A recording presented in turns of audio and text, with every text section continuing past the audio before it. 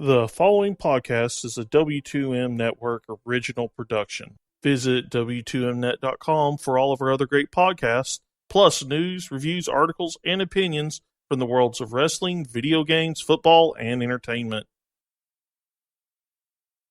Hi, folks, and welcome once again to Wrestling Unwrapped. I'm your host, Patrick Ketson. Joining me, as always, Mr. Harry Broadhurst. We're off to a fabulous start. Yeah, only 83 minutes late. Oh, okay. We're live to tape, so they didn't need to know that. Well, this is true. Because stuff happens, obviously.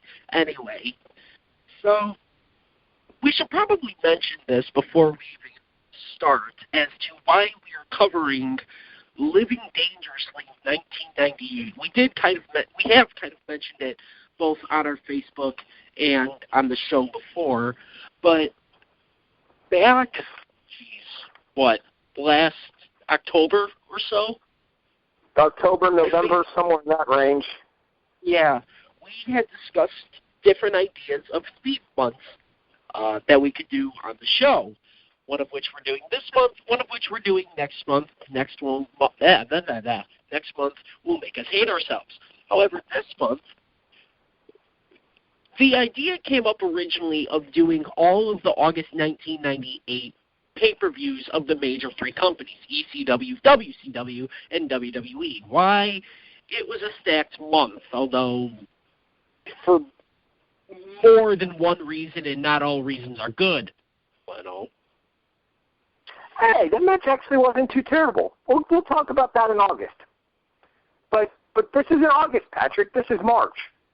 This is March indeed. So we figured, okay, well, since all three companies did not have a 1997 pay-per-view, ECW's first pay-per-view not being until April 1997. We should have waited. Oh well. Actually, I don't know that WCW had an April pay-per-view. Anyway, we figured we'll cover the March 1998 pay-per-views, being Living Dangerously 1998, Uncensored 1998, and the start of the Attitude Era, unofficially, WrestleMania 14. And we start tonight with ECW's Living Dangerously 1998 from the Asbury Park Convention Hall in Asbury Park, New Jersey. And actually, we might end up in chronological order because this is March 1st, 1991. We're definitely starting in chronological order, that's for sure. It don't get any more March than March the 1st. Well, that is true, and I know WrestleMania was March 29th, so I'm guessing we're going in chronological order. Ooh, go us! Ah, man, yeah, my voice was not able to do that. No, it wasn't. I apologize if I sound a little off. I have something of a frog. I think we always sound a little off. Well, this time it's my actual voice quality, not my knowledge. True. Anyway, so we might as well just get right into this. Are you set? They're right in front of me. Very good. So, as we always do, with the results of the show, here's Mr. Broadhurst. Indeed, as Patrick mentioned, we are March 1st, 1998, from the Asbury Park Convention Center in Asbury Park, New Jersey, home of a star on the show, and it becomes relevant later in said show. We'll talk about it in great detail, I'm sure. Yes, he's our opening card of this show. Our opening contest sees the relative rookie Chris Chetti and dynamic, Jerry Lynn defeat the full-blooded Italians of Little Guido, okay, legitimately Italian, Tracy Smothers, Alabaman, and Tommy Rich, also from the South. Bravo. Hey, wait. The Big Don, Tommy Rich. Also, Tommy Rich isn't in the match. With. I said with. He's their manager. Oh, okay. Okay. They're second, as it were. Or third, I guess, technically. It is a tag match. When Jerry Lynn pins Tracy Smothers with a steamboat press following a flag shot, accidentally, we think, by Tommy Rich. Masato Tanaka pins Doug Furnish in 5:47 of a cluster with a roaring elbow. Rolling elbow? Roaring. Take your pick, really. Here's the problem that I have with anyone calling it the roaring elbow. That's racist. A little bit. It's because they can't say L's. Anyway, Rob Van Dam defeats Too Cold Scorpio at 22 minutes and 9 seconds with a waistlock roll-up. By which I mean he got him in a body scissors and then took him down into the pinfall. Some would call it a reverse prawn hold. Whatever.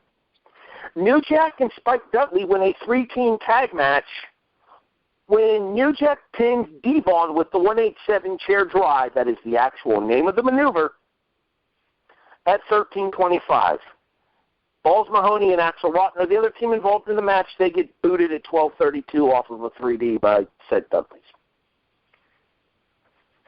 Tommy Dreamer pins Just Incredible with the DDT at 8:59. Bam Bam Bigelow pins Taz to win the television title at 13:37.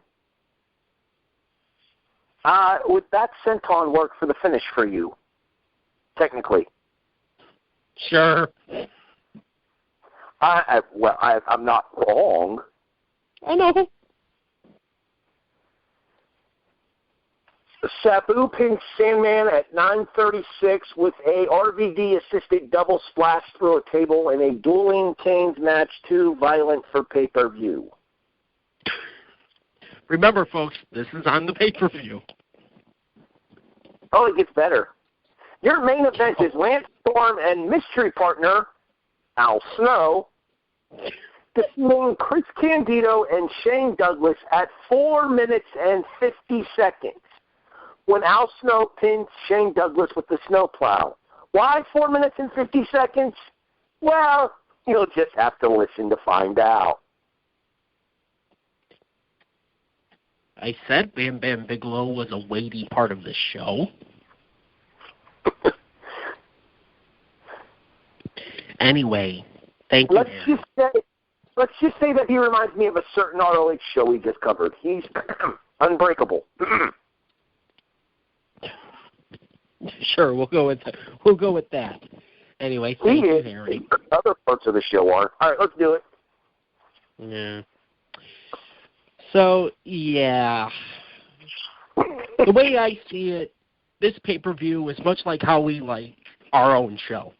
We're both living dangerously. All right, enough bad jokes. Let's get to the review.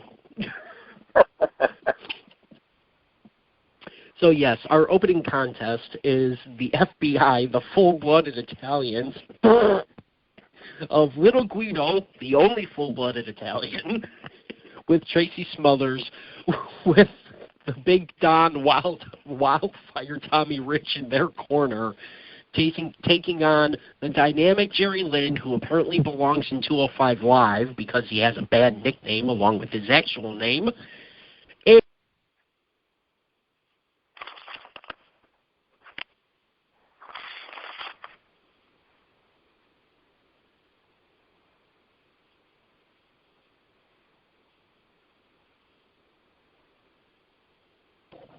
The man best known as the first ever graduate of the House of Hardcore, Chris Chetty. Wow, that took me forever. Let's go ahead and redo that so that way we can edit it in post, because I think your microphone went silent for a while there. Yeah, I was muted for some reason. All right, so gotta love technical difficulties.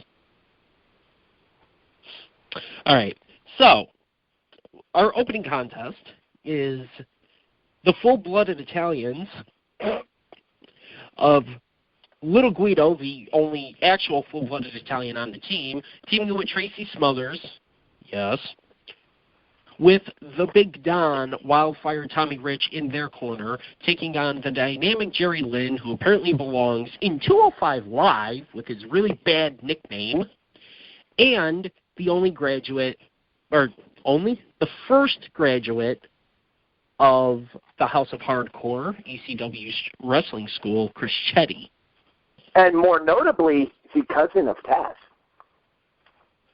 Seriously? Legit, 100%. Joey said it himself. Not during the course of this particular match, but Joey has said it. Might explain why he was the first ever graduate then. It would indeed. First of all, what kind of dumbass nickname is Dynamic? Hell if I know. Don't get me wrong. I love me some Jerry Lynn. But Dynamic is just a shade above Mr. JL as far as crap nicknames. To be fair, Joey mentions that. He does. The marketing monkeys at World Championship Wrestling, I believe, is the exact quote. Yes, indeed. But it's about as good as calling Rich Swann the eccentric Rich Swann. Like I said, he belongs on 205 Live.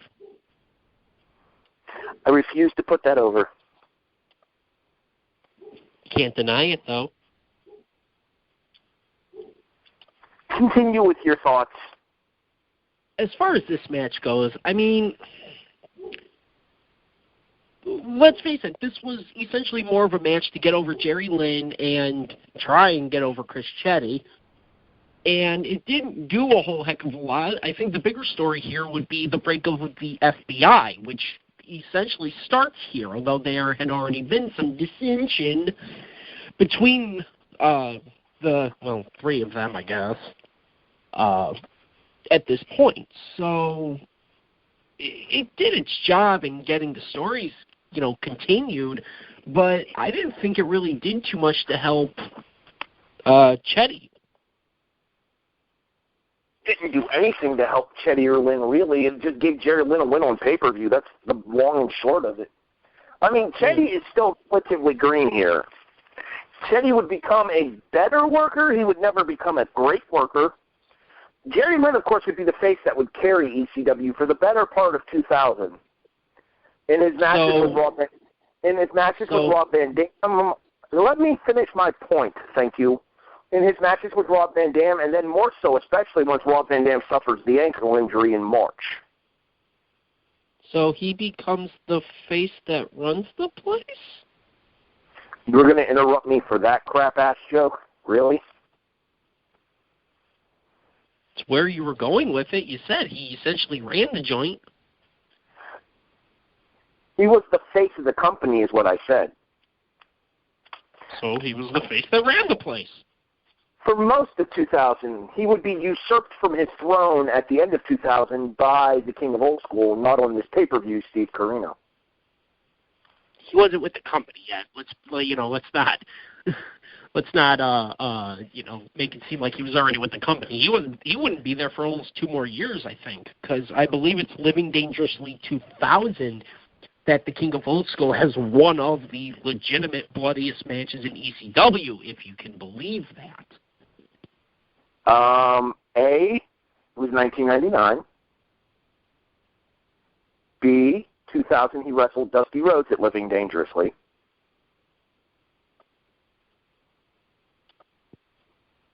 C, Yeah, Isn't Living Dangerously 2000. That's the bull rope match. I'm right. No, but that's not his debut. Corino debuted in 1999 because he had a bloodbath with Jerry Lynn in 99. I said almost 2 years before he would debut. 1999 is the following year, Patrick.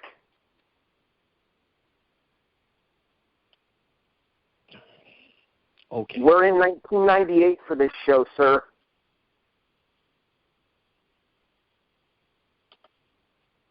Never mind. Anyway. Continue. Let's get thoughts on the 4 participants in this match here. The match itself, there's really nothing to write home about. It's only 8 minutes long, but it's a hot 8 minutes, by which I mean they don't really ever take the time to slow the match down. The one thing I do want to point out is how comfortable Joey seems as an individual play-by-play guy calling the show solo. I wanted to get your thoughts on what you always thought about that there. Do you like the Joey calling the show solo thing, or were you against it? For the most part, I was okay with it because I think Joey was a skilled enough announcer, and even to this day, aside from things that he said that'll get him fired, but I think he's a skilled enough announcer that he's able to pull it off as being both play-by-play and color. If he has a color person with him, I believe Heatwave 98, he had Shane Douglas with him, he can kind of adapt to whatever he has. But I'm totally fine with him calling shows solo, and I think he does a very good job here. Yeah, I was going to say, Styles is one of those few guys who can do an entire show by themselves and keep it entertaining. There are certain announcers that are in the current day product who, if they tried to call a show by themselves, Josh Matthews, it would be miserable. He doesn't call a show by himself, and it's still miserable.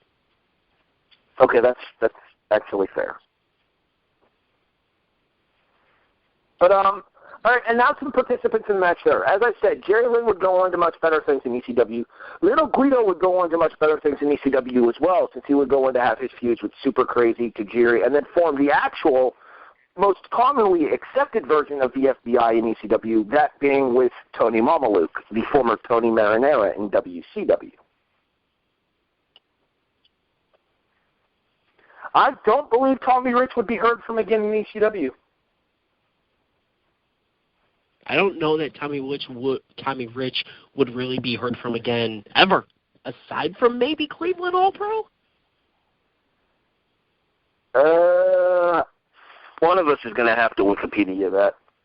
I don't even have to Wikipedia. I know I saw him at a Cleveland All-Pro that I have on DVD. I'm pretty sure I have an appearance or two for him in IWA Mid-South as well. So, I mean, he'd make bit and pieces appearances here and there, but never anything full-time, that's for sure.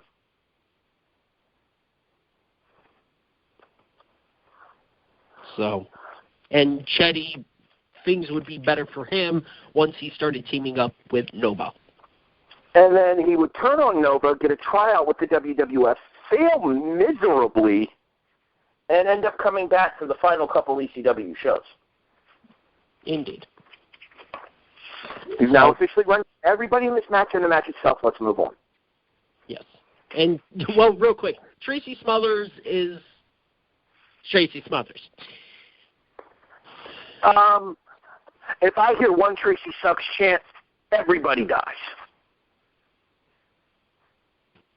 So, well, everybody dies because Tracy sucks. Anyway, our next contest. Awesome. I know. Trust me, I know. I was kidding.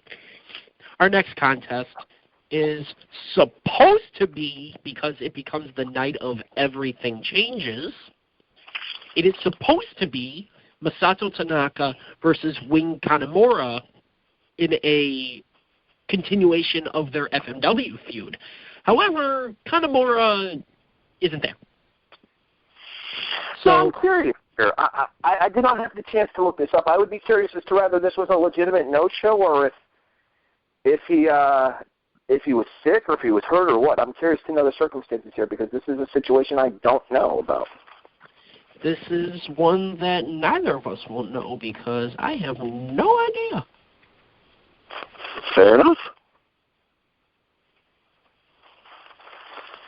So,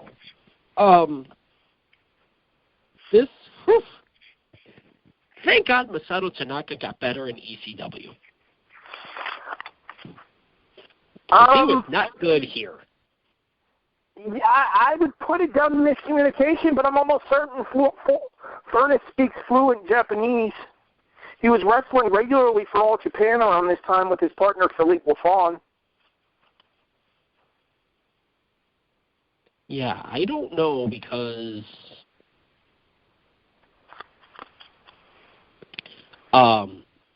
sorry, I'm looking it up, trying to see if I can get a reason here, but nope. I'm going to put this nicely here. This match was the Drizzle and Poops.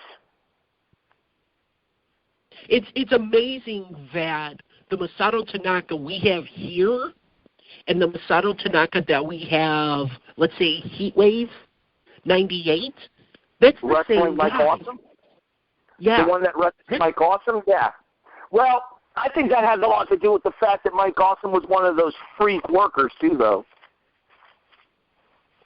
Oh, he's a freak, all right. Let's give the devil his due.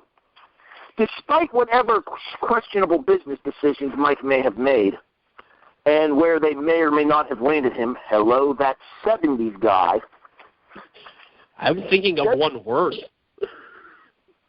There's no doubt in my mind that Awesome is one of those guys who only came along once in a lifetime, the kind of guy that had the size that Awesome had, but had the ability to move like a cruiserweight.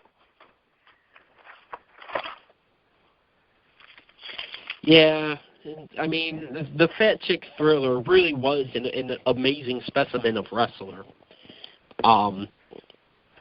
It's weird how occasionally when he wanted to could bring out the best, but at the same time, Masato Tanaka has no freaking neck.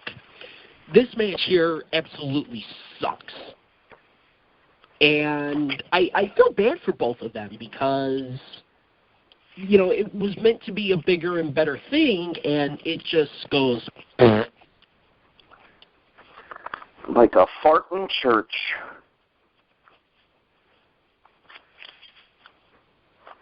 It's funny, I'm reading reviews of the show like as we speak, and absolutely nobody has any idea as to why Kanemaru isn't on this show. It may have just been to push the angle with Lance Wright. Maybe. Mr. Wright? Well, yeah, Lance Wright, WWF, in quotation marks, agent. Not sure if he had any legitimate significance with the WWF or not. As far as I know, no. I would not be surprised if he actually did. Because Vince was probably corporate financing ECW at this point, at least to some extent. Maybe? I don't know. So to find out that Mr. Wright, Lance Wright, as it were, had something to do with this, it would not surprise me in the very least.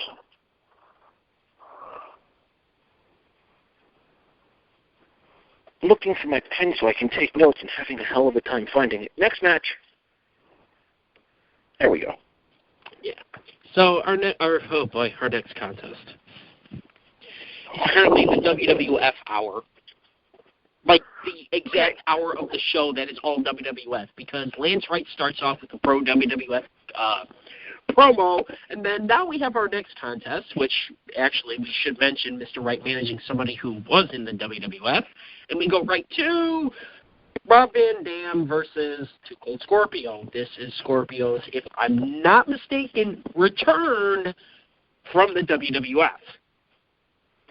Yeah, I think this would have been right around the time that they crap canned the Flash Funk gimmick. He may actually no. Didn't he work on the pre-show as Flash Funk against Billy Gunn? Maybe. You might want to look into that one because I'm almost certain he did the free-for-all on the for WrestleMania as Flash Funk against Billy Gunn. Continue while I look. All right, so as Patrick mentioned, it is Rob Van Dam, and they're returning to ECW, Too Cold Scorpio. Yuck, yuck, yuck, Joey, we get it. Anyways, the contest itself is, how do I put this nicely? Lengthy. Would you like to know what another word for lengthy is, folks? Boring. Not something you would expect from a match with Too Cold Scorpio and Rob Van Dam in it. It is not a bad match. The problem is it's not a good match. These two are capable of so much more against each other, and yet they never really hit that next level in this contest. And it goes 22 minutes. In no universe is this perfectly acceptable, especially if you're going to do as little in the contest as these two pretty much did. They would go on to have later matches against each other that would end up much better, but For the sake of your sanity and for the sake of ours, that's about all I have to say about this match. Do you have an answer for me? Yes, he did, but I can't find his tag team partner. He was not on the pre-show. There were no pre-show matches to WrestleMania 14. Was he in the Battle Royal? Huh? In the Battle Royal? Yep, he was in the tag team Battle Royal. Almost certainly Al Snow in the Job Squad, then. That would sound about right, but I can't find a full list of the tag teams. Anyway, it wouldn't have been Al Snow, because Al Snow wouldn't have debuted in the WWF until, like, August as Al Snow. So the Job Squad wasn't a thing yet. I'd have to think about who his tag team partner would be. I'm almost thinking it may have been somebody like Blue Meanie.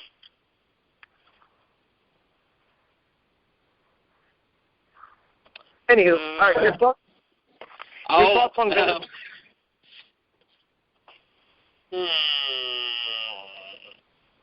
What? Blackman. Steve Blackman. Wait, stop.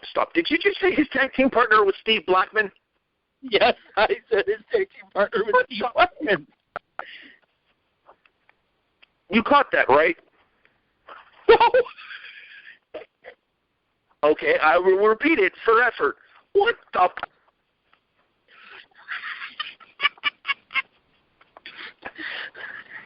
They needed a 15th team. Anyway, as far as this match goes, I'd much rather watch that Battle Royal than this. Yeah, I feel the need to see Too Cold Scorpio and Steve Blackman team up again because I don't remember it. I really feel like I should. Because that's one of those hotspot teams that you would think you would remember. No, you wouldn't. Not that kind of thing. Anyway, as far as this match goes, it's the longest match on the show. And actually, if I'm not mistaken, the shortest match on the show was the main event. But that was for obvious reasons. Anyway. If only I could remember what those reasons were. I get it. Continue. Your thoughts on Van Dam and Scorpio? It's boring. Yeah, it is slow. It is boring. It does not get out of first gear. I know that's what you said. I'm pretty much just reiterating it. And it seems like also they're not smooth. Like, Scorpio's very, very good in the ring. And RVD maybe wasn't at his peak yet, but he still wasn't bad. And they just never were able to get out of the first gear.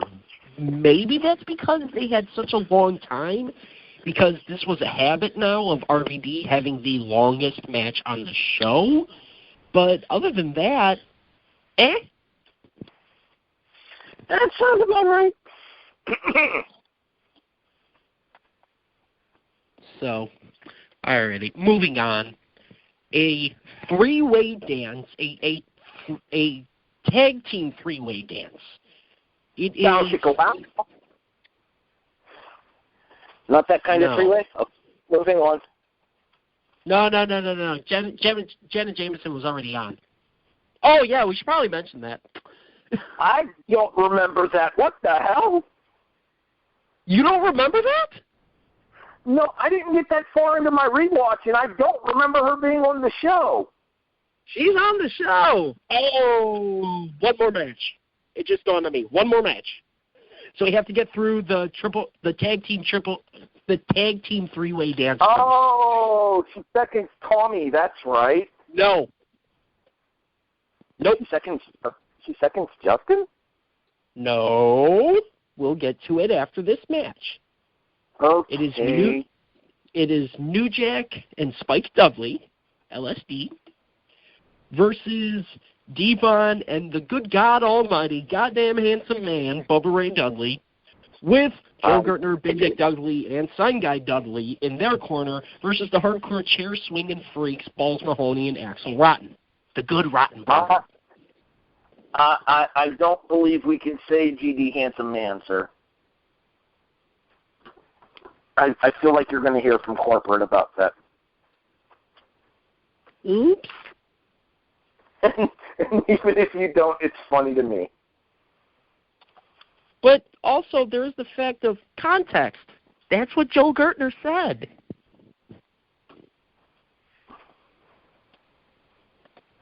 Yeah, well, he also used a ripped, rough trim and jack, I think, for Devon, was it? Trim and slim?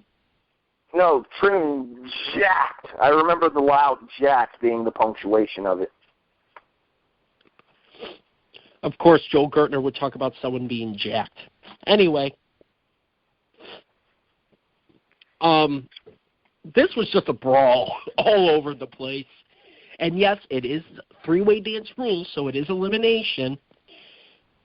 Let's face it, this was just a brawl to get to one spot. New Jack's balcony dive, of course. New Jack and Spike Dudley. The double balcony. The one that would be featured in the intro for ECW on TNN. Why do I know that? I don't know. How'd that TV show work out? One of these days we have to cover some ECW on TNN. No, we don't. It's on the network. I don't give a damn. Fine. Dream killer. Yes, I am. Anyway, so the Hardcore Chair Swingin' Freaks end up being the first team eliminated via a 3D. And then I believe Spike wins via acid drop?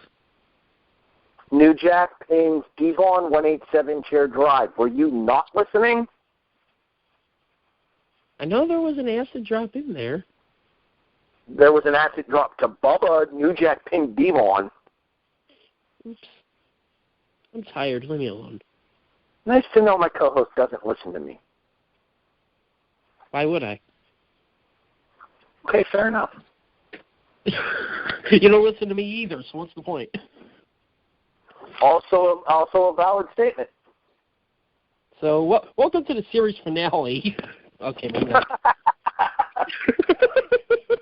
Been a good run, folks. Yeah. All right.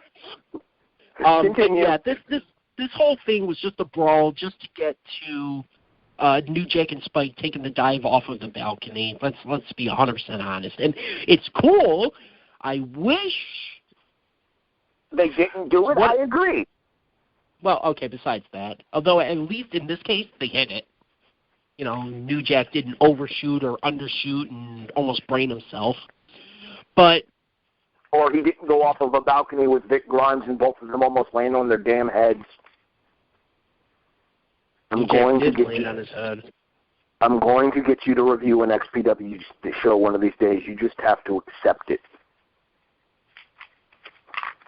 I could have sworn one of those was an ECW thing. Anyway, I wish WWE sprung for New Jack's theme for the entirety of this match, because I had to listen to a really crappy dub of another rap song. Yeah, well, it's not like you're ever going to hear Natural Born Killers on the network anyway, so you just kind of have to grin and bear this one, Chuckles. I know, but doesn't mean I have to like it. Oh, no. And the song that they use, because I'm pretty sure, I have a DVD copy of the show somewhere, but I think it might be an edited copy. I think it might have been a home release. And they use that same song on the home release, and it is so garbage.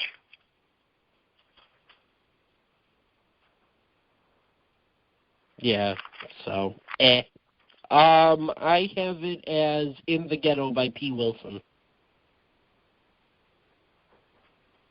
I'm not going to argue because I didn't do any research. I'm on I'm on YouTube right now looking it up. Anyway.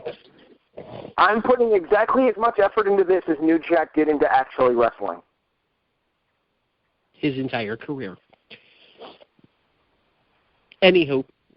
All right, before we get to the next contest,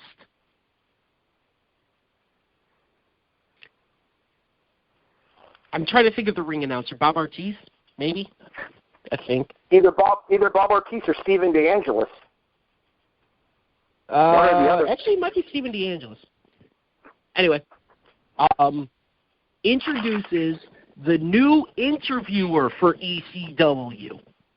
And they are going to do their first big interview at the show. The interviewer is adult film star Jenna Jameson. And her first big interview is meant to be just incredible. So that's the entire point of why I had to wait until after the three-way dance. He faces off against Tommy Dreamer. Just Incredible insists that he doesn't have to give Jenna Jameson the time of day.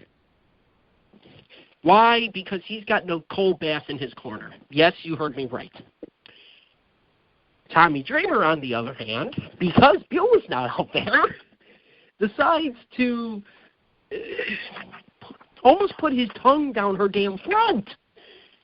And then Joey, with almost the line of the night, says, Tommy Dreamer just went where almost every man has gone before.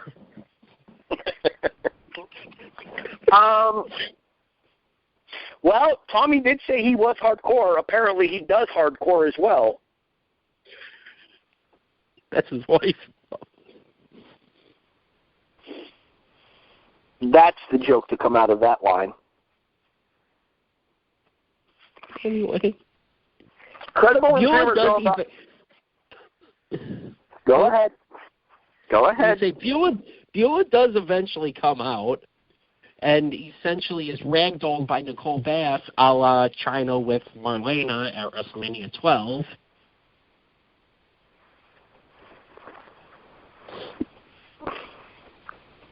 You were saying? But Tommy does get the win with the DDT.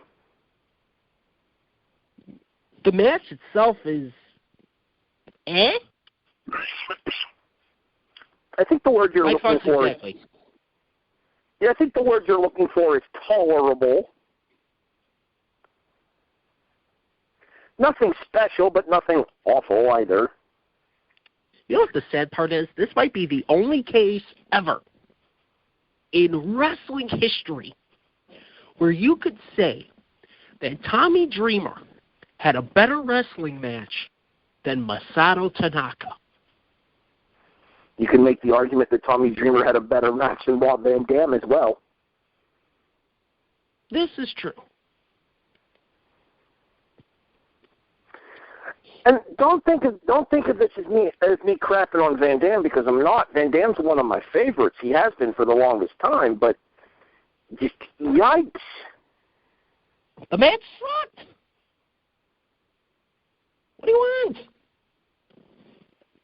This match, Dreamer Incredible, wasn't really that bad. Although at this point, I find it weird that Tommy actually won, considering they were trying to build up Just Incredible as a threat, and eventually he would be and would make an impact, as part of the Impact players with Lance Storm later on in ECW. But at this point, if you're trying to build him up, why the hell is he losing to Tommy Dreamer? I see what you did there, by the way. I know. A company having somebody who needs to win take a loss. I've heard that somewhere before. Credible would have brighter days ahead of him once the tag team formed with Lance Storm, and that wouldn't be that far off if I'm not mistaken. Because I almost want to say by the start of 1999, specifically Guilty as Charged 99, they're the tag team champions. Well, it happens after Heat Wave, because I know Heat Wave he faces Jerry Lynn, of all people. He wins that match, doesn't he? Yes. I want to say that's the Cradle Tombstone Pile Driver, and the first time that we would see that spot between those two. I think. I'm not yes. sure. All right, let's move on. Alrighty. So we I insisted that we put it off. But it's kind of the elephant in the room that we've been avoiding the entire show. Our next contest features the ECW World Television Champion, Taz, the one-man crime spree, the Orange and Black Attack, as Joey would say, the Human Suplex Machine, and I'm trying to think of any other nicknames. How many goddamn nicknames did he have? Oh, but you're going to get mad at me for saying it. I will say this match. I will say this much. I corrected myself. I will say this much. The one-man crime spree is an awesome nickname. Oh, absolutely. It's my favorite that kind of never is used because, well, let's be honest, we live in a different day and age than March 1st, 1998. 100% legit. Yeah. And he's facing the hometown hero, essentially, from Asbury Park, New Jersey, the Beast from the East, Bam Bigelow. And, of course, the television championship is on the line. And while there's no stipulation mentioned, this is an ECW match. They go all over. They beat the high holy hell out of each other. I think they're only in the ring for about 45 seconds before they bail out and fight all over the convention center. And after... Well, it's funny that you mentioned that. Bam Bam does win this match, but we all know who the real loser of this match was. Either Taz or the fans. The ring. Oh, I was going to say the fans for everyone that lost their seat. No, I'm pretty sure the ring lost this match. This is true. And because of that, well, actually, you could say Paul Heyman was kind of the loser here because the ring caves and it sends the entire rest of the show into maybe a little bit of a made up, but it kind of sends the whole rest of the show into a spiral. We kind of had this conversation off air, so we might as well get into it right now. I'm 90%. Okay, well, real quick. Let's explain. Go ahead. Because we only said the ring was the loser. We didn't say why. So after about 12 minutes of brawling, and they beat the hell out of each other, I believe Bam Bam was going for Greetings from Asbury Park, and Taz ends up on his back and switches it into the Taz mission. Kata Hajime. The Kata Hajime. The reason Harry kind of half said senton was Bam Bam goes and tries to lay out on his back to essentially squash Taz. Well, he squashes Taz and breaks the ring. And they both go completely through the ring all the way to the floor. When we say break the ring, allow us to clarify here, because I'm sure if you're listening to the show, you know what happened. For those of you listening to the show that aren't familiar, that haven't had the time to go back onto the network and watch this, allow us to clarify here. We don't mean he broke the ring Big Show Mark Henry style or Big Show Brock Lesnar style. No, we mean they broke the ring Kane or Undertaker Big Show style on Raw, where they go clean through the damn ring. Yes, they make a giant ass hole in the ring. I believe the word that Joey used was crater. That would be about right. Mind you, at this point, there's 2 matches left, including a third that we can't air because it's too violent. So Taz is essentially the airbag for Bam Bam Bigelow. So I would still say Taz loses the worst out of this because Bam Bam lands on him. Yeah, I would say that probably sucked ass for Taz. Bam Bam makes it out of the crater after about 30 seconds to a rather large ovation, to which he drags Taz out of that hole and pins him 1, 2, 3, and wins the television championship to what might just be the pop of the night, because, you know, the hometown guy wins the belt. Well, this confirms one thing that we probably already thought was legitimate anyway. Apparently, attempted murder would have been legal in ECW. You're saying that like there aren't examples of attempted murder. Well, yeah. There's actually an example of actual murder in ECW too, but that's a different story for a different show. Yeah, New Jack. The mass transit incident. Well, I wasn't even going that far. I just meant New Jack. Well, I meant specifically inside of an ECW ring. Oh, okay. Yeah, well, then absolutely. The one that stopped their pay-per-view. But still, New Jack, yeah. If he ever listens to this, I'm sorry. Oh, we are so screwed if he ever hears this episode. Oh, yeah. The question isn't if, it's when and who's first. Well, he lives on the East Coast, so bye, Harry. Bitch. All right, moving on. So, at this point, Bigelow wins the television championship. After what almost, to be fair to the both of them, what almost felt like a real fight between Paul Heyman and Joey Styles, because Paul Heyman says, I need time, buy me time, for the obvious reason of the 6-foot hole that's in the ring now. Paul then says... Calling Cass 6 feet tall is a bit of a stretch, don't you think?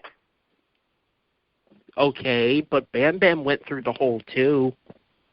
All right, that's fair. He might actually be 6 feet tall. Ha! All right, carry on. So, Taz needs time. 6'4", by the way. So, they need time to fix the ring as best they can. Spoiler alert, they wouldn't.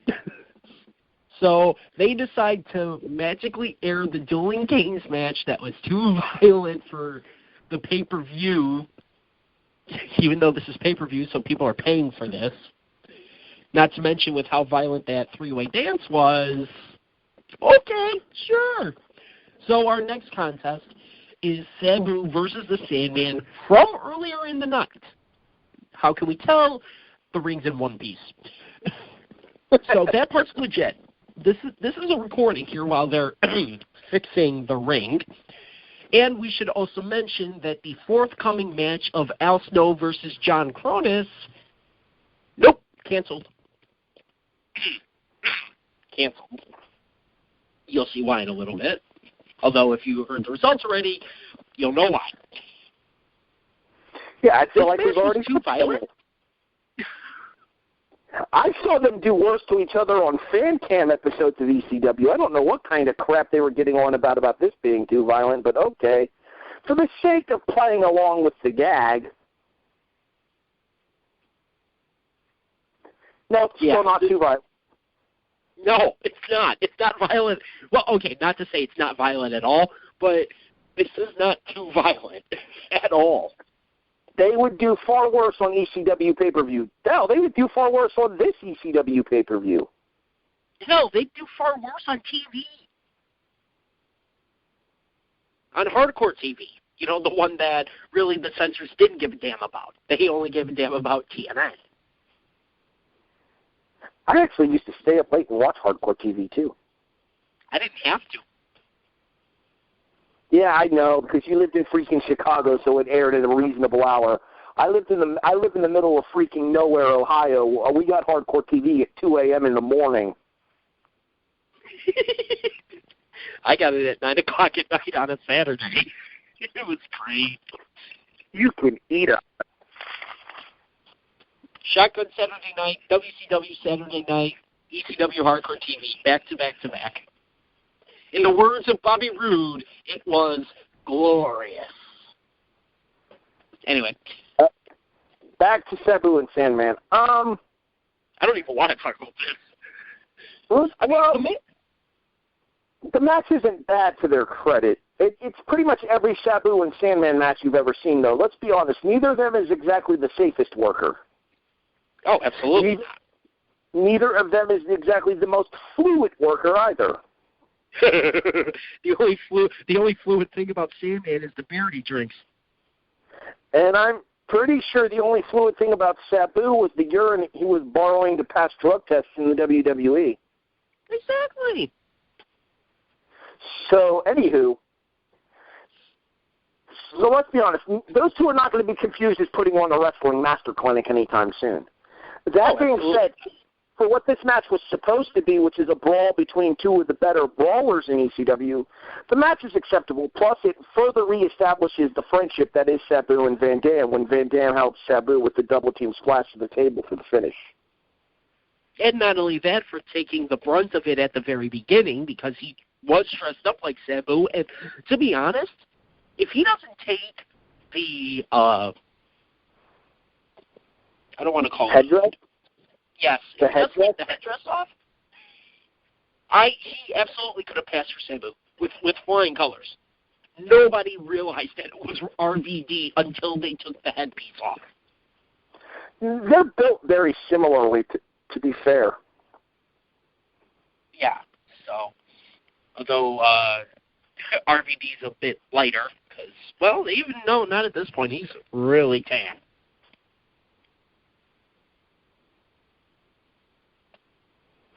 So, okay, here's the more important question for those two. Which one of those two do you think was higher?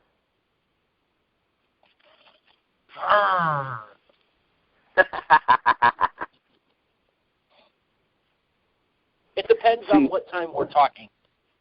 If we're talking right at this match, they're even. If we're talking RVD versus Too Cold Scorpio, Sabu, he had more time. That is a fair point. So, there you go. So, Sabu wins after a double... Was it a double maybe? Yeah, it was just a double splash through a table. Quite a spot, I might add. And he rolls Sandman in 1, 2, 3, and we are done and dusted with this one. There's no blood. There's nothing to make this too violent for TV. Like we said, they were doing more violent stuff on this pay-per-view. It's just that reasoning for this match was interesting, to say the least. So we move on to the 8th and final match of the night.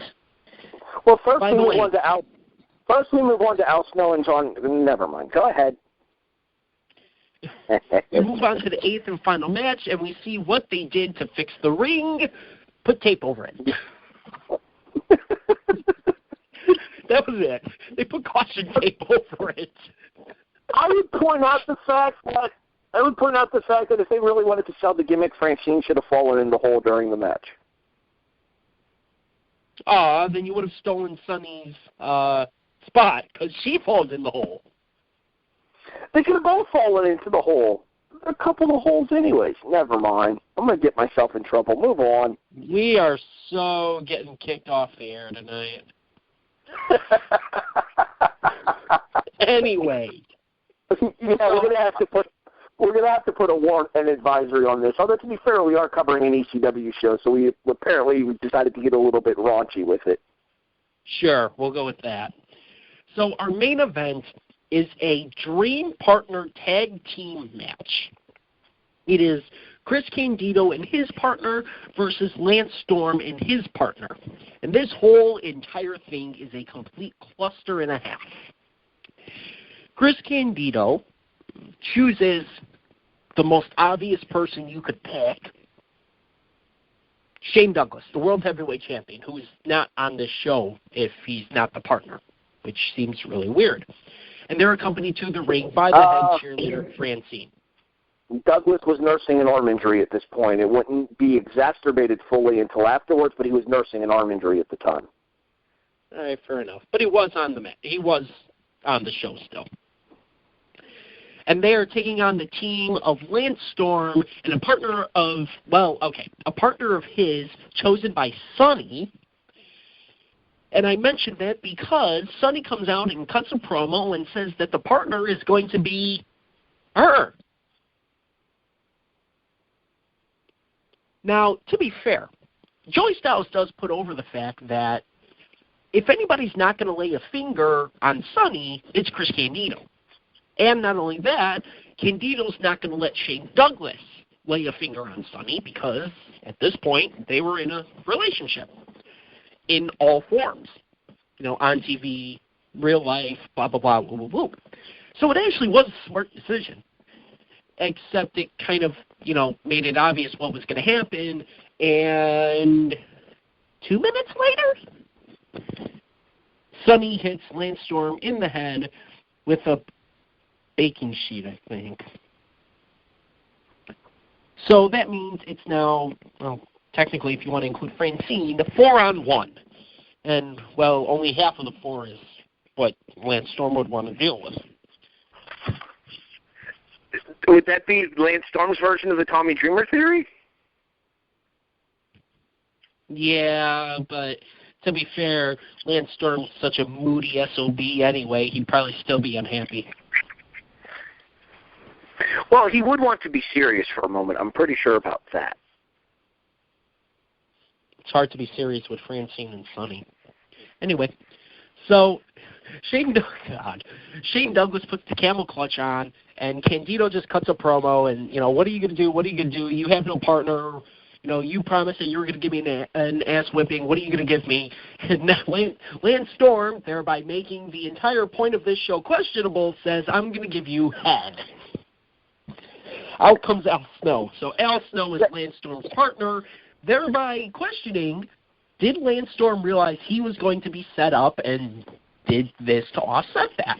Not a bad idea. So the actual match is The actual match is Shane Douglas and Chris Candido with Francine and Sonny versus Lance Storm and Al Snow. No, the reason he said that he was going to give them head is because Lance Storm is living dangerously. No? Never mind? So are we if we're not careful.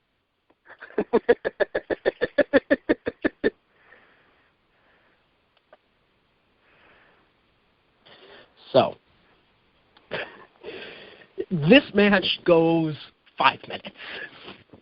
Oh, and I should mention that just after Sonny hits Lance Storm in the head with the baking sheet, phew, right into the hole.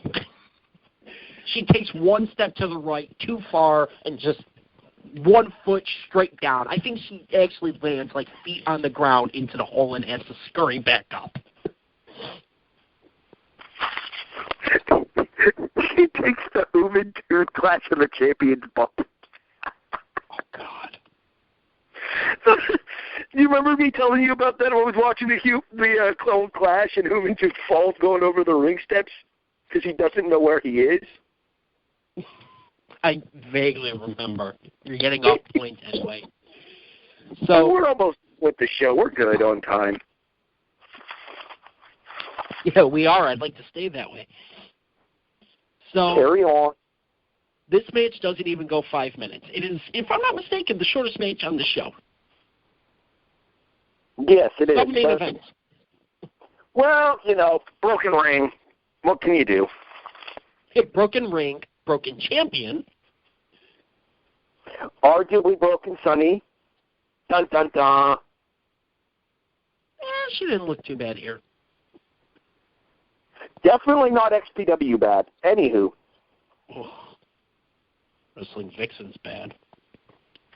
Yeah, that was living dangerously. Yeah, dangerous to your eyes if you watch that. Anywho, back to this match. What can you really say? There's nothing to this match. It's just, let's beat the hell out of each other, and then Al Snow grabs head and hits almost everybody. And in the end, Al Snow hits the snowplow on Douglas and picks up the win for his team. It was to set up Snow and Douglas for the next pay-per-view for ECW, which is WrestlePalooza in May of 1998.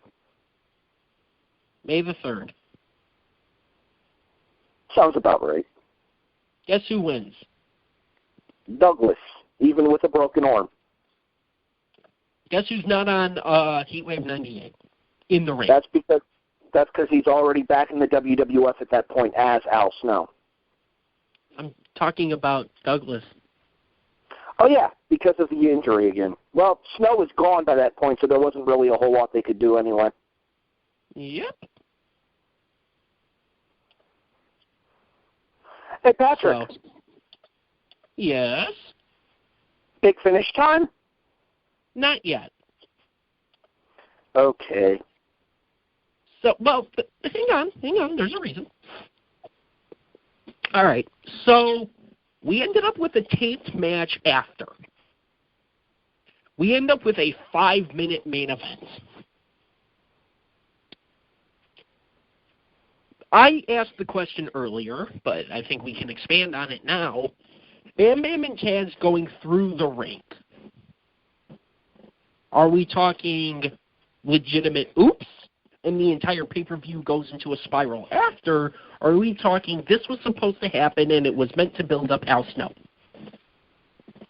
Because instead of him being in a completely pointless match that probably wasn't going to happen if this is legit, we now have him in the main event pinning the champion.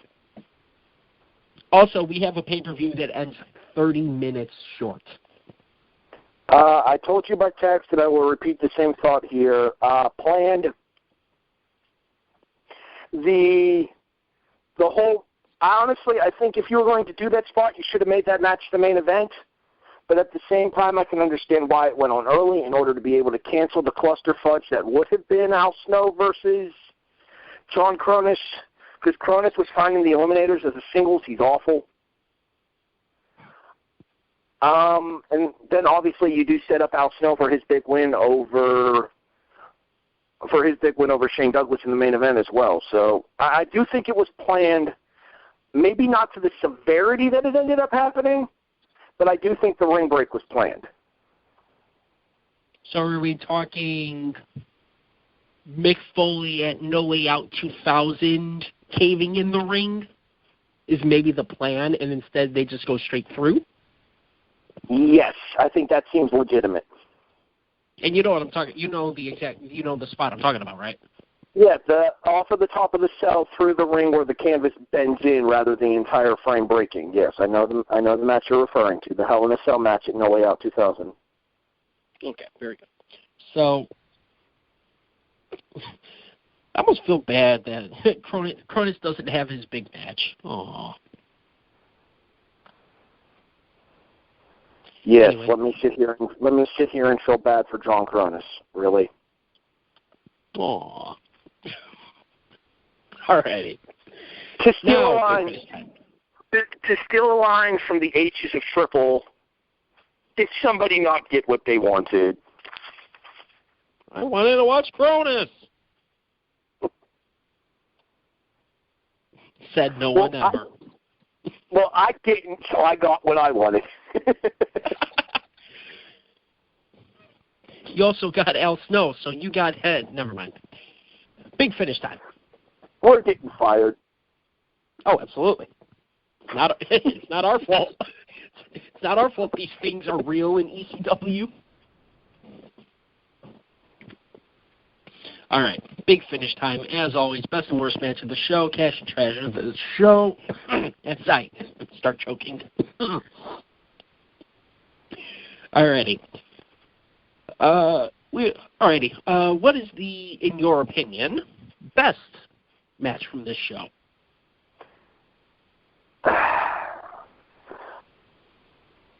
You know what? I'm going to go with the tag team opener. It was the hottest match on the show. It was interesting. It was entertaining for the vast majority of it. They didn't really slow down. And you got a big win for Jerry Lynn that would help continue his elevation up the ECW card. You had the furthering of the breakup of the FBI, which would lead to Toledo Guido's singles push and the eventual bringing in of one big Sally Graziano. And you got rid of Tommy Rich, who has always been one of my least favorite wrestlers. Wow, you really didn't like the former NWA World Heavyweight Champion? Okay, to be fair, Tommy probably still thought he was NWA World Heavyweight Champion. Trademark, Joey Styles. I was going to say, did you really just steal a line that Joey said? Absolutely did, yes. So, yeah, I'm going to go with the opening tag team contest. Alrighty, fair enough. I absolutely disagree. For me, I'm actually going with what would lead to the rest of the pay-per-view becoming a cluster, you-know-what. I'm actually going with the television championship match. The only championship match on the show, by the way, because of Douglas being in the main event. In the tag that raises the question to me of who are the tag team champions at this point? Hang on. He's going back. I'll Google. You finish your thoughts. All right. So fair enough. So, for me, I'm actually going with the television championship match, Bam Bam and Taz. The crowd was definitely into that, and while it really was nothing more than a brawl, it was still a pretty good brawl. And then the absolute surprise ending, I don't think, I know I didn't, and I don't think anybody actually expected the ring to cave in like that. So that was definitely a heck of a surprise with this match. So, I forgot. The main event. The tag champs are Candido and Lance Storm. That's what this whole thing is.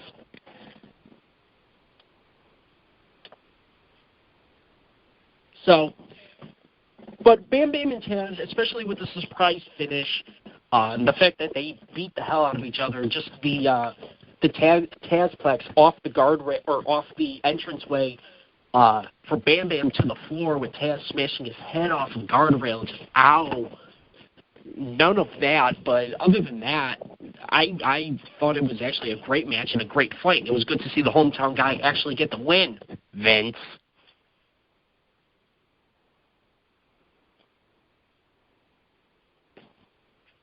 You there, Harry?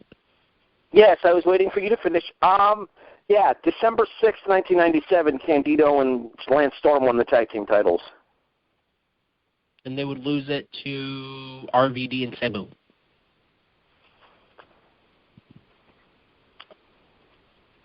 Alrighty, so what is the worst match on the card for you?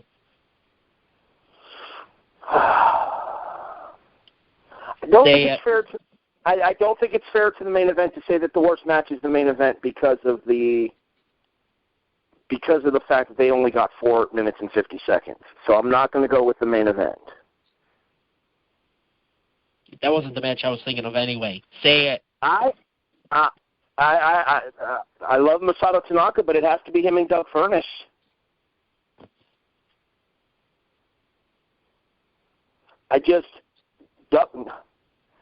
These two were awful against each other here.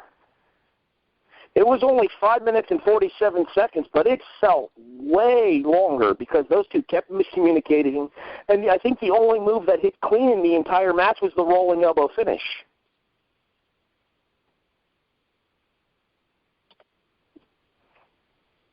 Patrick?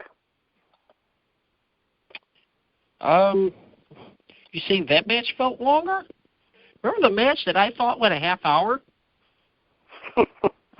That was actually 22 minutes and 9 seconds? Wikipedia says 27:10.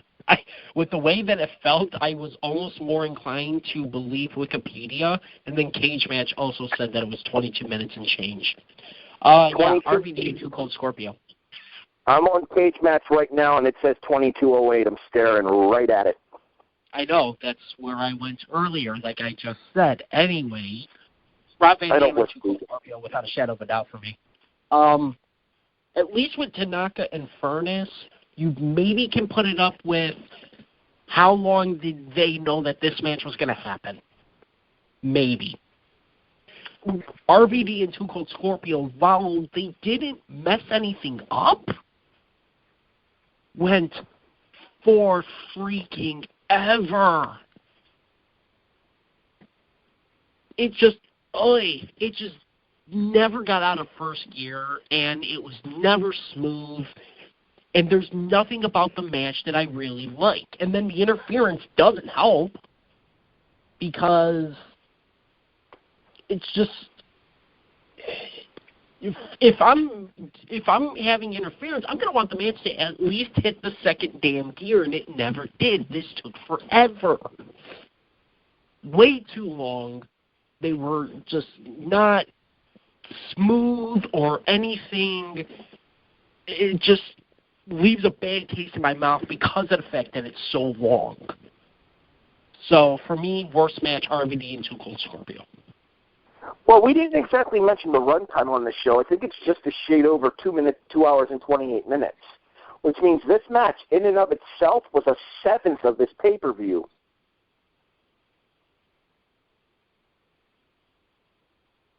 Yeah, give or take. A seventh? Oh, yes. Yeah. 20 times 3 for an hour, 2 hours, plus another 28 minutes. So about a seventh. Yeah, I'm thinking of.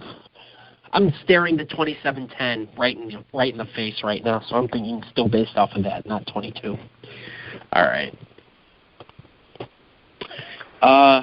Cash.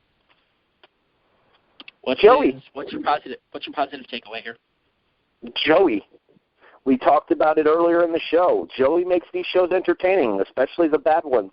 I've often heard it said that bad commentary can make a good show bad, whereas good commentary can make a bad show good. Joey single-handedly saves this show from being a complete and total disaster because Joey makes it an entertaining 2.5 hours at least. Patrick? Jenna Jameson. No, I'm kidding. Woo, boobies! She wasn't leaving much to the imagination with her outfit either. I find it funny that she's on the 2 ECW pay-per-views, Living Dangerously and Hardcore Heaven.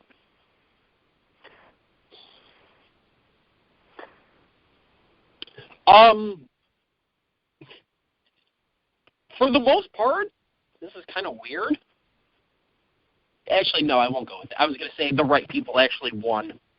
I'm not going to go with that. This is going to sound stupid. In an era where we don't see it, it was refreshing to see the hometown person actually win. Like, right in the heart of his hometown. You know, this isn't like saying, oh, he's from Asbury Park and we're in, somewhere else in New Jersey. It's like, no.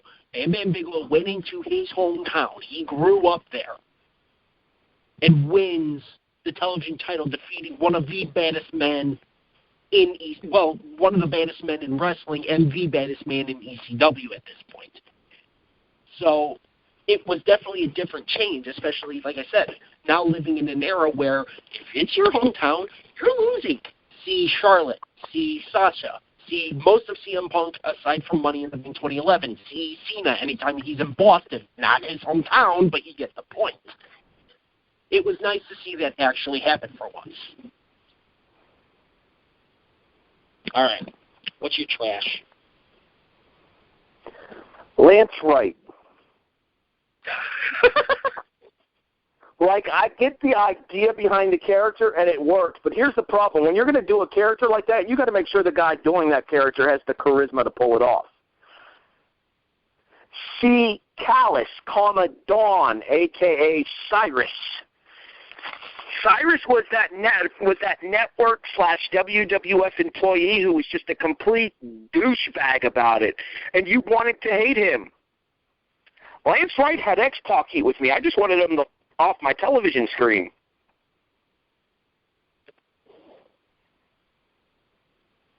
So I'm going to go with Mr. Wright. So Mr. Wright was everything wrong? I see what you did there. Moving on. I'm not wrong, though. Moving on.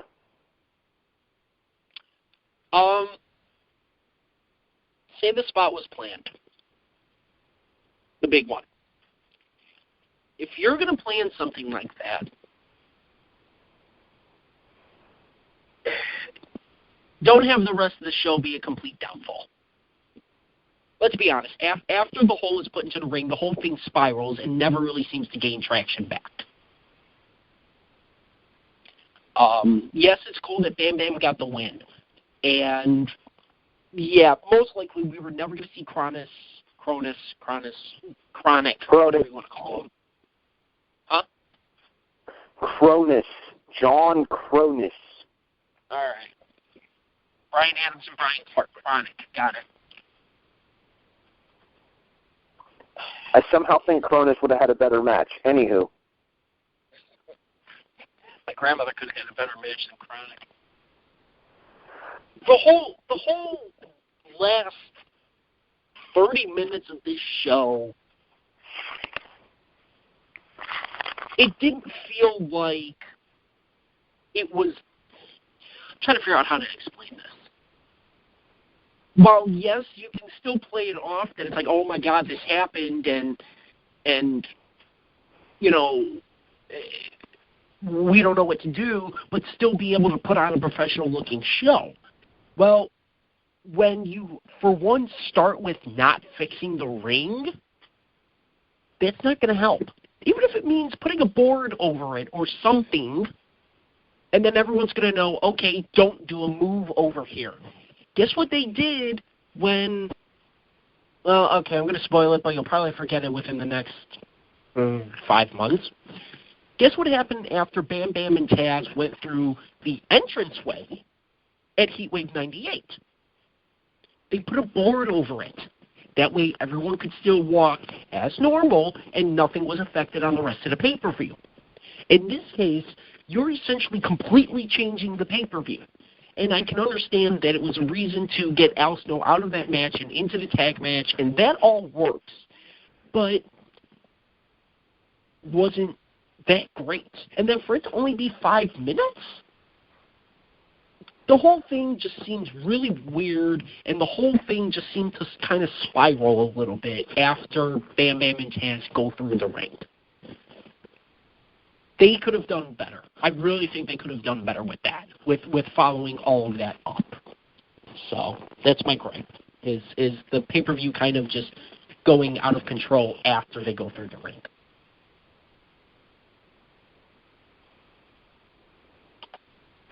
Fair enough? Fair enough.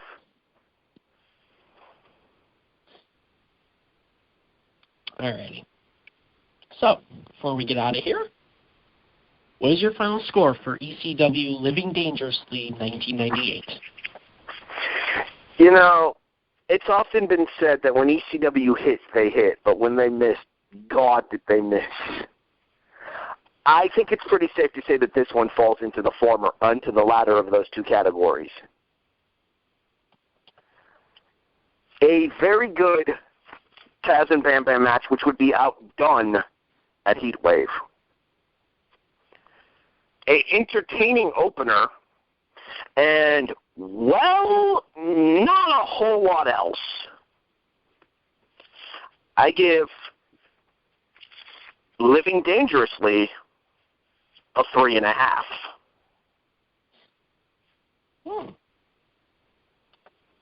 Mr. Ketza?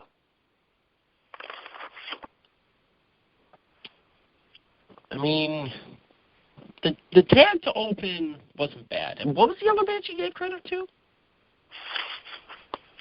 Bigelow and Taz. Oh, okay. And yeah, the television championship match was pretty good in my eyes.